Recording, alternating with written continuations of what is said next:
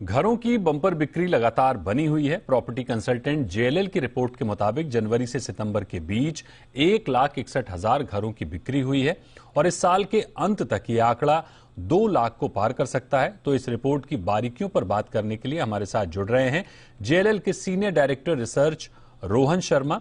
रोहन जी, बहुत स्वागत है आपका जी बिजनेस पर। मेरा पहला सवाल आपसे ये होगा कि सबसे पहले तो ये बताइए कि आपकी रिपोर्ट की बारीकियां क्या है। सेल्स या रेसिडेंशियल की डिमांड इतनी ज्यादा उभर के आई है मार्केट में।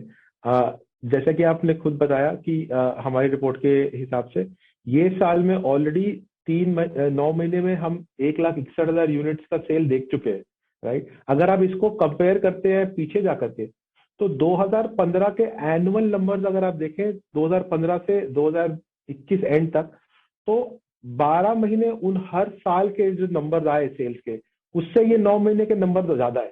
तो आपको अपने आप दिखाता है कि रिकवरी कितनी स्ट्रांग है और कितनी लॉन्ग टर्म के बाद हम ये रिकवरी मार्केट में देख रहे हैं। बिल्कुल। रोहन जी, एक और सवाल मेरा ये होगा कि प्रीमियम सेगमेंट अच्छा कर रहा है, पीएमएवाई के एक्सटेंशन के बाद सस्ते घरों की डिमांड कैसी दिख रही है आपको? देखिए दीपक जी, अगर आप पीएमएवाई का एक्सटेंशन की बात करते हैं, तो जो सीएलएसएस का एक्सटेंशन था जिसमें सब्सिडी मिल रही थी होम बायर को अफोर्डेबल सेगमेंट में, वो तो सितंबर 2022 तक की थी। अब जो गवर्नमेंट ने एक्सटेंशन दी है 2024 तक, वो उन घरों के लिए जहाँ पे पैसा सैंक्शन हो रहा है या हो रहा है जिसमें लोग अपना घर खुद बना रहे हैं। पर अफोर्डेबल में हमने ऑफ लेट हमने ये देखा कि डिमांड हल्की सी सॉफ्ट इसलिए थी क्योंकि सप्लाई भी थोड़ी कम हो गई थी, राइट। आपकी बात बिल्कुल सही है।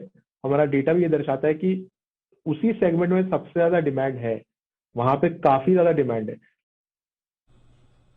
एक और सवाल है कि आईएमएफ समेत तमाम बड़े इकोनॉमिस्ट मंदी का संकेत देख रहे हैं, तो दूसरी ओर आपकी रिपोर्ट इस साल के अंत तक 2 लाख घरों की बिक्री की बात कर रही है। आगे हाउसिंग की राह कैसी देख रहे हैं आप? हमारा जो रेसिडेंशियल सेक्टर जो है भारत का, वो ना बड़ा ही डिमांड सेंटिमेंट ड्रिवन मार्केट है। तो क्योंकि घरों के बिक्री की दर बहुत बड़ी, मतलब बिक्री की दर इसलिए बढ़ी क्योंकि प्राइसेस नहीं बढ़े थे, इंटरेस्ट रेट्स कम थे, राइट। वो रेजीम या वो जो सिनारियो था वो आज भी काफी हद तक इंटैक्ट है।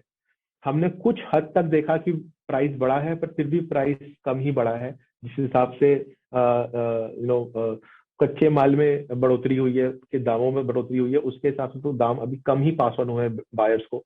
उसके अलावा इंटरेस्ट रेट्स में भी अभी भी अगर आप देखें कि इंटरेस्ट रेट बढ़ भी रहे हैं, तो भी अभी भी करंट जो इफेक्टिव इंटरेस्ट रेट निकल के आता है होम लोन के लिए, वो अभी भी काफी कम है।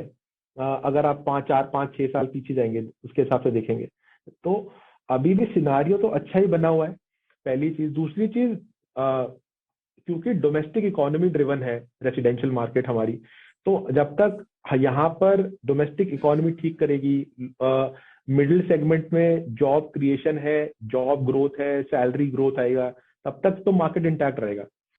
यानी माहौल आगे भी आपको अच्छा नजर आ रहा है। और जो आंकड़ा आप बता रहे हैं कि जेएलएल की रिपोर्ट के मुताबिक कि 2 लाख घर का आंकड़ा इस बार इस साल के अंत तक पूरा होगा, तो संभवतः हमें वो देखने को मिलेगा। बहुत बहुत शुक्रिया करेंगे आपका हमारे साथ जुड़ने के लिए रोहन जी, और इस रिपोर्ट पर विस्तार से बात करने के लिए।